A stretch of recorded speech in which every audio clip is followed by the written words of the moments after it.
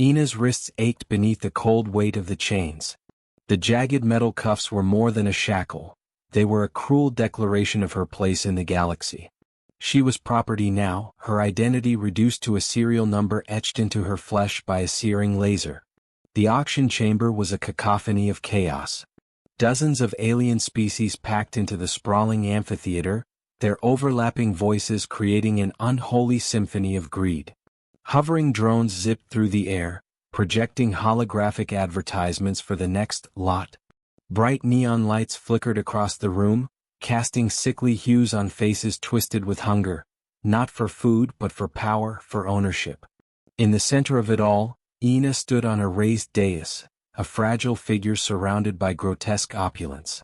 Her luminous skin, marked by intricate patterns that once pulsed with vibrant hues, now flickered dimly.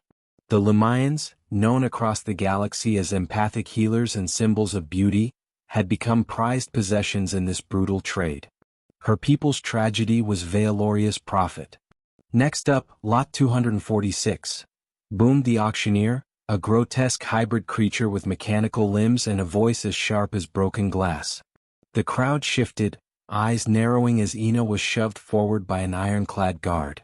Her glow dimmed further as her gaze swept across the room, searching in vain for any sign of compassion. There was none. The auctioneer's voice rose, his tone dripping with mockery. A rare find. A pure-blood Lumian. Witness her luminescence. Evidence of her unique empathic abilities. Perfect for healing, entertainment, or whatever suits your taste.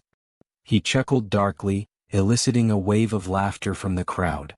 Ina's heart clenched, but she refused to let them see her crumble. Her captors had taken her freedom, her dignity, even the vibrant glow of her spirit, but they would not take her defiance. Her pale silver eyes locked with the auctioneer's for the briefest of moments, and her expression hardened into a mask of quiet rebellion. The first bid came swiftly. A corpulent alien in the front row raised a three-fingered hand, his voice booming with entitlement. 50,000 credits? 70,000, shouted another, a skeletal creature whose eyes burned like molten coals. The numbers climbed rapidly, the air thick with avarice. Each bid felt like a fresh wound, a reminder that she was no longer a person but a possession. The crowd's interest was palpable, their gazes fixated on her as though she were an exotic beast on display. From the back of the chamber, a figure stirred. Unlike the others, he didn't shout or posture. He was human, an oddity in this place. His face was partially obscured by a hood, but his posture was relaxed, almost casual. He watched the bidding with quiet intensity, his piercing blue eyes fixed on Ina, not with greed but with something she couldn't quite place. 200,000 credits, barked a voice, snapping her attention back to the present. The bid came from a towering figure cloaked in black armor. The crowd murmured, impressed by the sum. "Do I hear 250? The auctioneer crooned, his mechanical fingers tapping rhythmically against his podium. 250, came the armored bidder's guttural response. Ina's stomach twisted. She recognized him. He was a warlord infamous for his cruelty. The thought of belonging to him sent a cold wave of dread through her, dimming her glow further. She clenched her fists, her glowing scars flaring faintly as she fought to suppress the fear rising in her chest. 300,000, came a new voice, calm and steady. The room went silent. Heads turned to the hooded figure in the back. The human stepped forward, lowering his hood to reveal a rugged, weathered face. His expression was unreadable, but his eyes burned with resolve. The auctioneer faltered, clearly unaccustomed to such boldness from a human. 300,000 credits from the human bidder. Do I hear 350? The warlord's eyes narrowed. He stood and strode forward, his massive form casting a shadow over the dais. 400,000. His voice was low, a growl that carried an unspoken threat. The human didn't flinch. He raised a hand, his tone calm but firm. 500,000. A collective gasp rippled through the crowd. Even the auctioneer hesitated, his mechanical eyes flicking between the bidders. 500,000 credits, going once, going twice. 600,000. The warlord snarled, slamming a fist onto the railing. Ina's glow flickered faintly, a spark of hope buried beneath layers of despair. Why would a human bid so high? What did he want from her? 700,000, the human countered, his voice unwavering. The warlord's face contorted with rage. He opened his mouth to speak but then paused, calculating. Finally he turned on his heel and stormed out, his armored boots echoing like thunder against the cold metal floor. 700,000 credits, sold? The auctioneer's voice was triumphant, though tinged with disbelief. Ina's chains were unclasped, but the weight of her captivity remained. She stumbled slightly as she was led toward her new owner. Her eyes met his again, searching for answers. He offered a small nod, his expression softening, though his features remained inscrutable. As the guards handed her over, Ina whispered a single question, her voice hoarse from disuse. Why? The human hesitated, then answered quietly, because no one else would. It wasn't the answer she expected, and it did nothing to quiet the storm of uncertainty in her heart.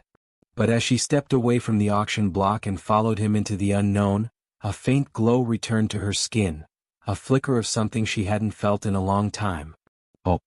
The air on Zerith 9 was heavy and still, the kind that suffocated rather than comforted. Ina's bare feet touched the cold floor of her new surroundings as the ship's door hissed open. What greeted her was a stark contrast to the chaotic market where she'd been sold.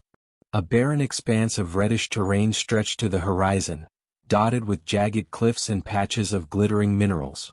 Above, twin suns burned fiercely, casting sharp, unforgiving shadows. Ethan Kane, her new owner, or savior depending on how one looked at it, motioned for her to follow him into a low, angular structure half buried in the rocky soil. This way, he said, his voice neutral, giving nothing away. Ina hesitated. Her instincts screamed at her to run, even though there was nowhere to go. She could still feel the weight of the chains that had only just been removed.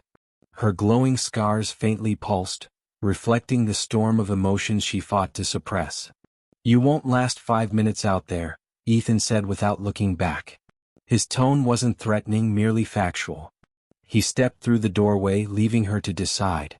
For a moment she considered testing his claim, but the distant howl of something inhuman, predator or machine she couldn't tell, made her choice for her. She stepped into the structure, the door sliding shut behind her with a soft hum. The outpost. The interior was sparse but functional, a clear reflection of its owner. Walls made of reinforced alloys were lined with screens displaying readouts of atmospheric conditions, geological scans, and blueprints for terraforming devices. A faint hum of machinery filled the air, broken only by the occasional beep of a monitor. Ethan moved efficiently, dropping his gear near a workstation before turning to face her. You can rest in there, he said, nodding toward a small room with a simple cot and a single light. It's not much, but it's better than where you were. Ina didn't respond. Instead, she scanned the room, her eyes darting between potential exits and anything that could be used as a weapon. You don't trust me. I get it, Ethan said, leaning against the console. But you're safe here. No chains, no guards, no one forcing you to do anything you don't want to do. His words hung in the air, almost absurd in their simplicity. Safe? The concept felt alien to her after everything she had endured. You bought me, she finally said, her voice quiet but sharp. No one does that without wanting something in return.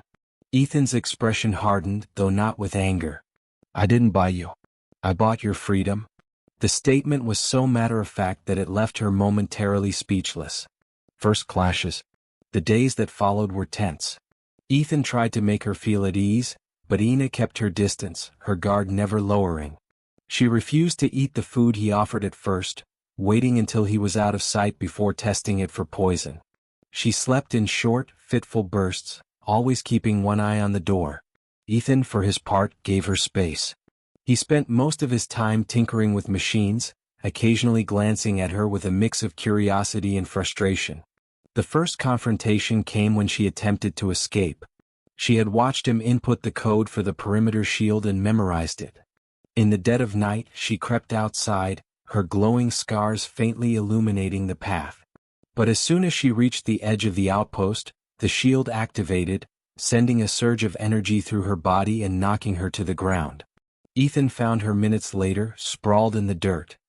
He knelt beside her, his expression a mix of concern and exasperation. "I told you you can't survive out there," he said, helping her to her feet. "Better to die free than live caged," she spat, yanking her arm away from him.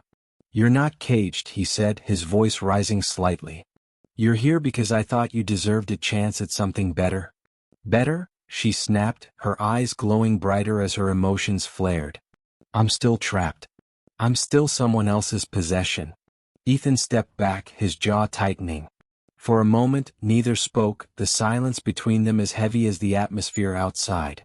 A small step forward. The turning point came when Ethan injured himself while working on a faulty terraforming unit. A sharp fragment of metal sliced into his hand, blood pooling quickly. He cursed under his breath, trying to stop the bleeding, but the wound was deep. Ina watched from a distance, torn between instinct and anger. Finally she stepped forward. Without a word, she placed her hands over his injury. Ethan tensed, but he didn't pull away. A soft, golden glow emanated from her palms as her empathic abilities activated. The wound began to close, the pain fading.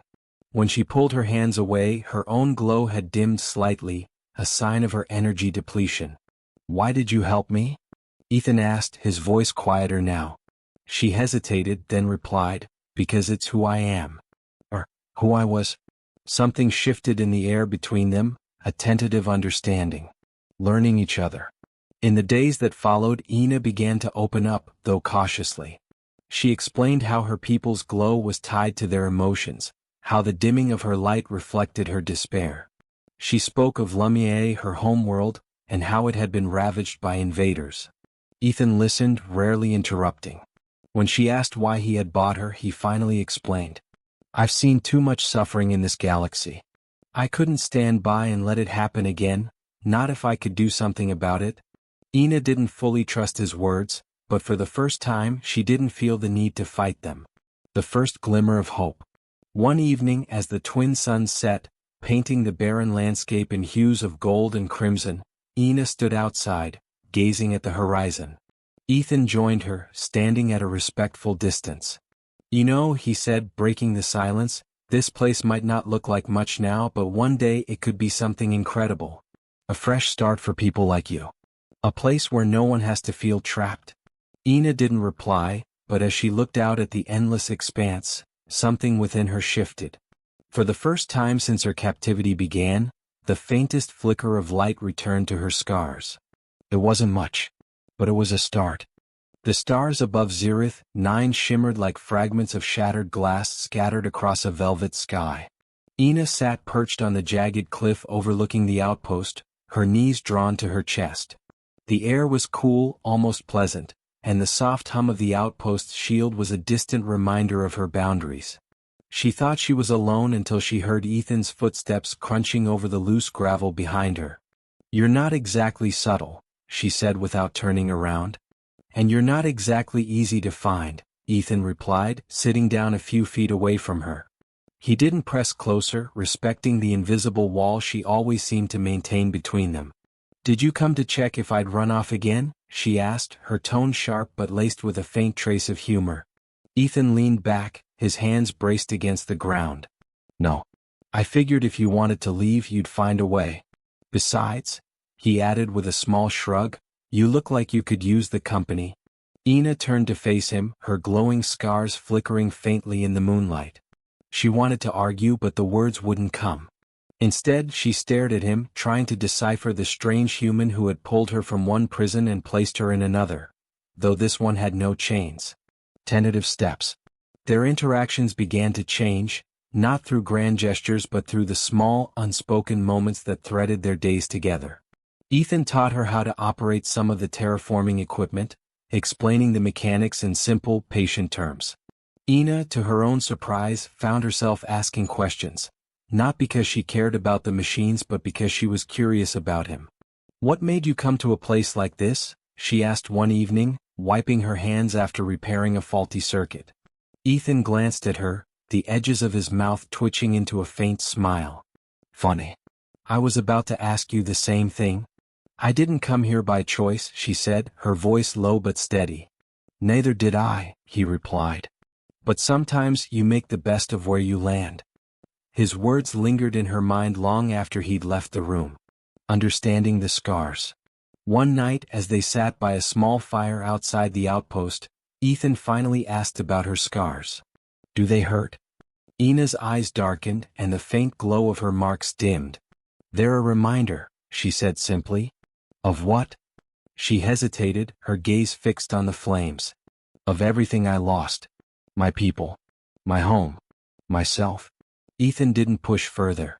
Instead, he rolled up his sleeve, revealing a jagged scar that ran along his forearm. I've got a few reminders myself. Ina raised an eyebrow, curiosity piqued despite herself. What happened? Ship crash, he said, his tone light but his eyes distant. Lost my crew. Barely made it out alive. Ended up here trying to rebuild something out of the wreckage. For the first time, Ina saw him not as a captor or even a savior but as someone who had also been broken by the galaxy's cruelty. Shared moments. The connection between them grew slowly, like a fragile plant pushing through cracked soil. Ethan began sharing more about his past, his time as a pilot, the battles he'd fought, the friends he'd buried. Ina, in turn, opened up about Lamie, painting vivid pictures of the lush forests and crystalline lakes that had once been her home. You'd like it there, she said one day, her voice wistful. The air was always warm and the trees glowed at night. It felt alive. It sounds beautiful, Ethan replied, his voice soft. It was, Ina said, her scars glowing faintly. But beauty doesn't last long when greed finds it. Ethan didn't respond, but the silence between them was comfortable, unspoken words carrying their own weight. Conflict and vulnerability. Not every moment was easy. Their growing bond was tested one day when Ethan suggested teaching Ina how to pilot his ship. You want me to learn how to fly? She asked, her tone sharp with suspicion. You've got the reflexes for it, he said, shrugging. And it might come in handy. Ina's eyes narrowed. Or maybe you want to make sure I can't escape without your help? Ethan sighed, running a hand through his hair. Ina, if I wanted to keep you here against your will, I wouldn't be giving you the tools to leave. The argument simmered for hours, neither willing to back down.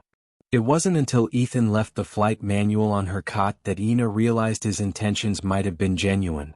Later that night, she found him in the workshop. I'll try, she said quietly. Ethan looked up, a small smile playing at his lips. Good. The first flight. Their first flying lesson was a chaotic mess of near misses and shouted instructions. Ina's frustration boiled over more than once, but Ethan remained calm, guiding her through each misstep with patience. By the end of the session, she managed to take off and land without crashing. The pride in Ethan's voice was unmistakable. You've got a knack for it, he said, clapping her on the shoulder. Ina couldn't help but smile, the glow of her scars brightening ever so slightly. Trust forged in fire. Their bond was truly solidified when the outpost came under attack. A rogue group of scavengers, drawn by the promise of valuable terraforming equipment, breached the perimeter shield. Ethan and Ina fought side by side, their movements fluid and synchronized. Ina's abilities proved invaluable, her empathic glow disorienting the attackers long enough for Ethan to disable them. When the dust settled, Ethan turned to her, his face streaked with dirt and sweat. You didn't have to stay and fight, he said. Yes, I did, Ina replied, her voice firm. For the first time, she realized that the outpost didn't feel like a prison anymore. It felt like something closer to home. The spark of hope. That night, as they sat together in the aftermath, Ina reached out and touched Ethan's hand. It was a small gesture, but it spoke volumes. Thank you, she said softly. For what? For seeing me as more than what they made me. Ethan's grip tightened slightly, a silent promise. You're more than you'll ever know, Ina. And for the first time in years she believed it.